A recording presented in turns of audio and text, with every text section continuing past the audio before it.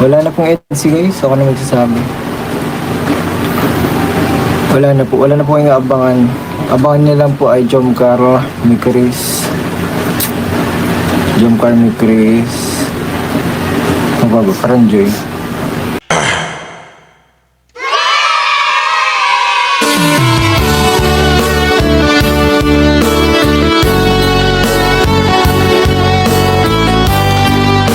So hello guys, mga love, shoutout po sa inyong lahat, no, at magandang araw po sa lahat. Ulitin natin guys. So, siyempre batiin natin pala si Papa Eds ng happy birthday, belated happy birthday Papa Edo, Kalingap Edo, Papa Eds, shoutout po.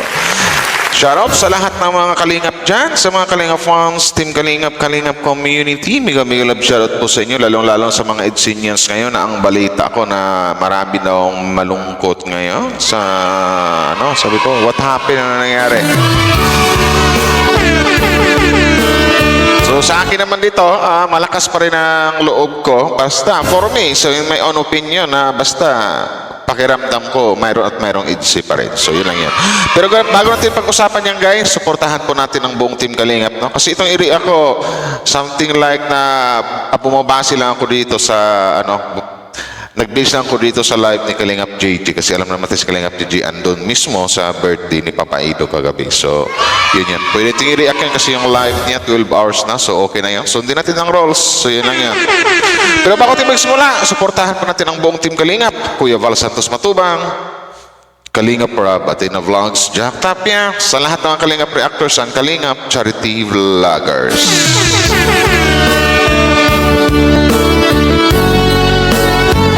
So, ito na guys, no? Ang i-react lang natin yung kumbaga dito sa live ni Kalingap JJ kasi maraming nag-ano sa akin na sabi niya, wow, live, i-react mo yung live ni Kalingap JJ kung ano yung mabigay mong, kung ano yung mabigay mong, mabigay kong opinion about sa kung ano ba yung masabi ko. So, sige, i-react natin. Shoutout sa lahat ng mga Edsinians, sa lahat ng mga Edsy fans. Hello po sa inyo, kumusta po? Basta, ako, hold on or move on? Hold on ako para sa Edsy kasi wala pa namang ang hintayin ko dito, maniniwala lang ako kung may announcement na si Kalingap Rob. Pero medyo lang kasi guys, kasi ang kasi nito, sa live last day ni Kalingap Rob, sabi niya, sa birthday ni Edo, pag hindi darating si Viancy, ibig sabihin wala ng EDC. Pero kung darating, mayroong EDC. So yun yun. Pero nung nalaman natin yung mga bawat nag-live ng mga keyboys doon sa kaarawan ni Papa Eds, laging sinasabi nila lahat na hindi nga daw nagpunta ang isang Viancy girl. So yan yung isa sa mga dahilan kung bakit may halos lahat ng mga Edsinians malungkot ngayon.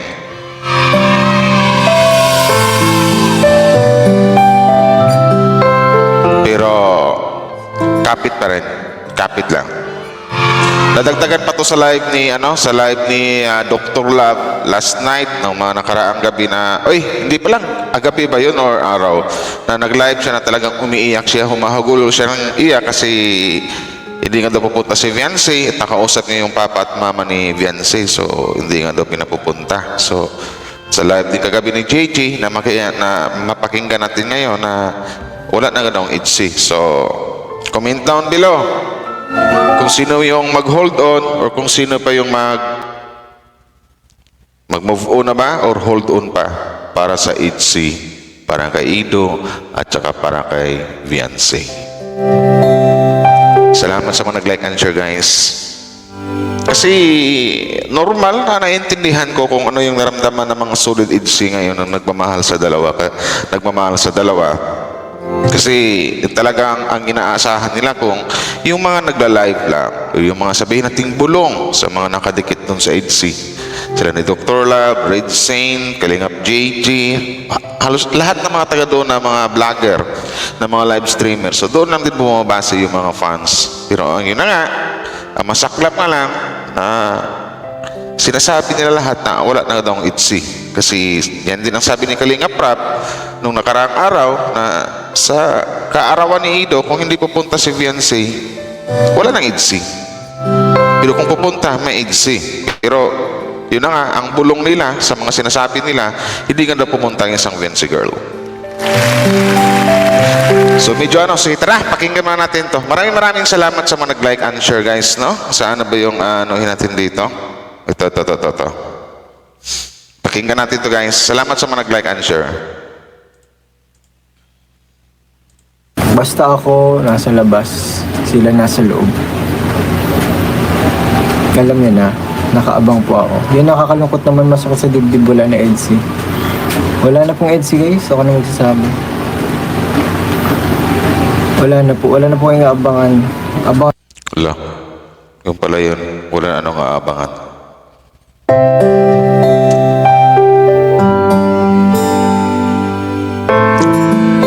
So dito sa balita na to, dito sa sinabi ni JJ, malamang talaga 100%, mayroon at mayroon iiyak dito. Kasi si Miss M's live pa lang kayo na nag-live, bago siya nagsimula, napaluha na siya. Sa bakit daw ganon, bakit wala nang EDSI. Pero for me, nandun pa rin yung pinanghahawakan, napubulol ako. Pinanghahawakan ko yung naramdaman ko sa kanilang dalawa na mahal nila ang isa't isa. Something like na marami pa rin mga fans ang naghahangad na sana matuloy ang EDSI. Ganyan. Pero yun nga, sabi ng mga bulungers sa mga nagla-live, unang-una kay Dr. Lab na hindi ka daw makapunta sa Viancy. Sinundan pa ngayon sa live kagabi ni Killing Up JG na wala na daw ang EDSI. Wala na daw ang aabangan sa EDSI. So gaano ba ito katotoo?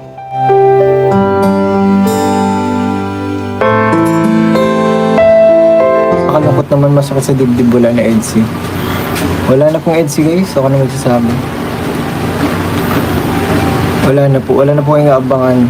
Abangan niyo lang po ay Jomcar, Mikris. Ano ba ba? Karanjoy. Yun na yung abangan niyo. yun na yung aabangan. So so medyo magandang balita to para sa mga fans ng Mikris, Jomcar at ang Franjoy na may aabangan sila. Pero sa EDSI nga, sinabi dito ni Kalingap JJ na wala na daw ang EDSI. Wala nang aabangan sa EDSI. So, sobrang sakit yan sa mga fans.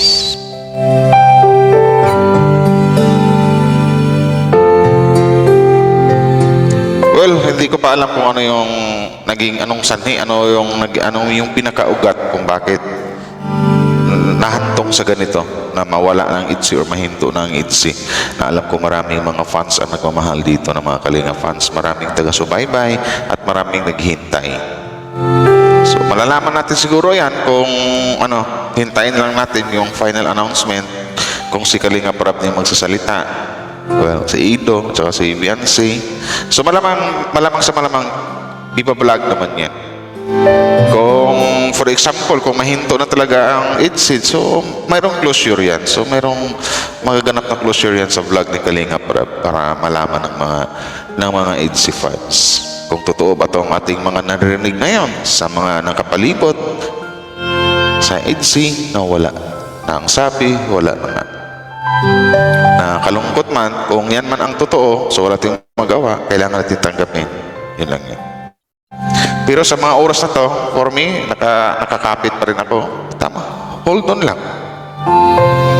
Malay natin, pwedeng sabihin natin dito, isiguin natin ang ating mga pag-iisip na isipin natin na it's a prank, nagito ganyan, hindi totoo yan kasi wala pa naman tayong napanood sa vlog ni Kalinga Prab. So, yun lang ang hihintayin talaga natin sa pag-upload ni Kalinga Prab. Kung sakaling mayroon sa kaarawan or sa birthday ni Papa Eds, kung pumunta ba talaga si Viancy or hindi. Pero medyo na yung laban 90% to 10%. 90% kasi nasabi ko 90% kasi yun na nga, sila ni Dr. Lab, Kalingap JG at saka sa mga ibang mga vlogger doon tuwing live na ang sabi nga wala nga daw si Viancy, hindi na nga daw nagpunta. Mas malaking impact doon yung pag-live ni Kalingap ni Dr. Lab na talagang umiiyak, humahagulol si Kalingap Prab talagang humahagulol si Dr. Lab na hindi nga daw pinayagang si Viancy pupunta sa birthday ng kanyang hubby. So yun yung hintayin natin guys. Upload talaga ni Kalingap Prab kasi ngayon sa ni Kalingap JJ medyo masakit to sa mga EDSI fans. Yun lang yan.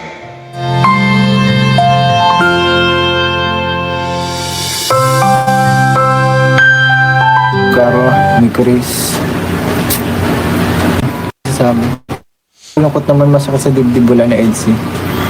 Wala na pong EDC guys, ako na magsasabi. Wala na po kayong abangan. Abangan niya lang po ay Jomcar, may Chris. Jomcar, may Chris. Ang bago, Karanjoy. Hindi na po ang abangan niyo. Ma'am Martes Franco, shoutout po. Dadamayin ko muna si Kaleb Edo mag-move on. Dadamayan na niya si Kalingap Ido mag-move on. So, comment down below. Itsin yan sa nakapanood ng upload ko na ito. Ano ba ang pakiramdam nyo? Ano ba yung masasabi nyo ngayon about dito sa EDC? Totoo ba itong mga napapanood or na mga naririnig natin? Or pawang mga ano lamang? Kumbaga, something like sabihin natin na baka prank lang sa mga fans. Kasi wala naman kong nabalitaan na may problema yung dalawa, di ba? About kay Ido at saka kay Beyonce. Ang nagkaroon na ng issue, siguro yung mga nakapaligid lang sa kanila, di ba? Yung mga hindi pagkakaintindihan or pagkaunawaan ni Dr. lang, di ba?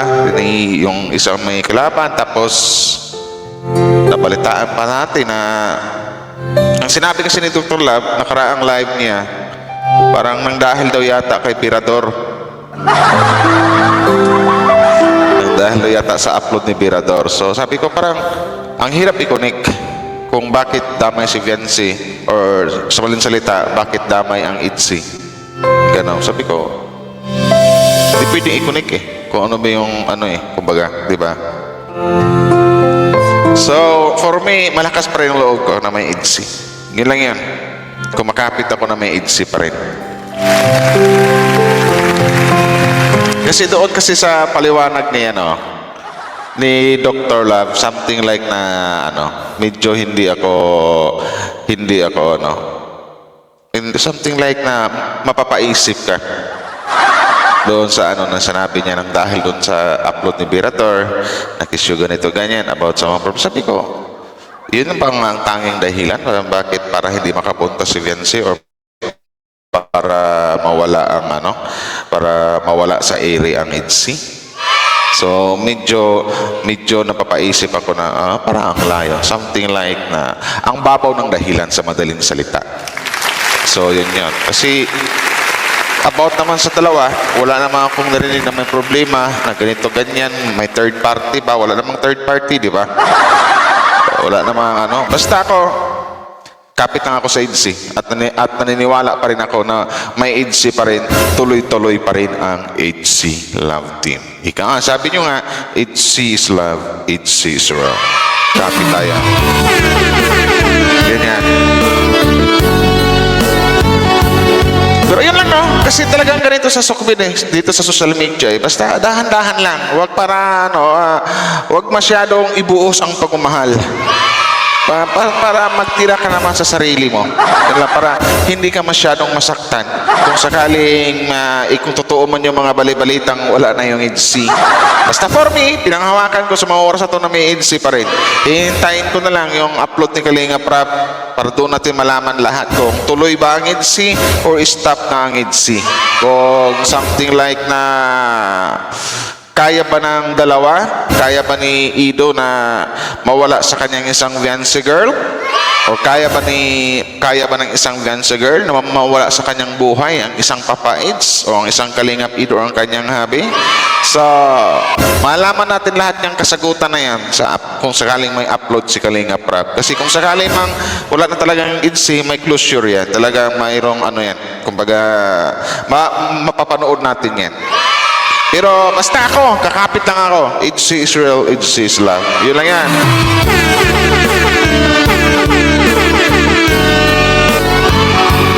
Ang nakakalungkot kasi dito yung mga live nila, yung mga taga doon. Naano ito sa mga nila Ito, hindi ko pakinggan natin to. Shout out po. Dito yung banda. Please yan.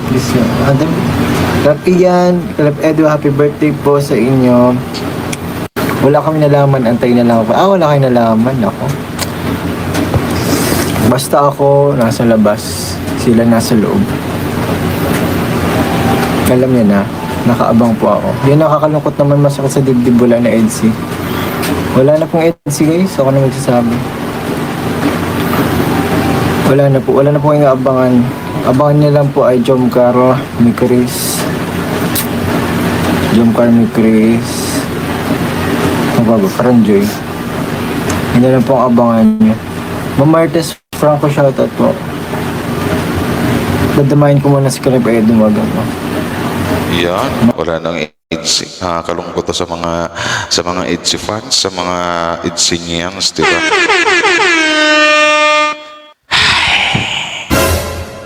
Basta ako, alam ko, tiwala ako sa dalawa na nagmamahalan sila.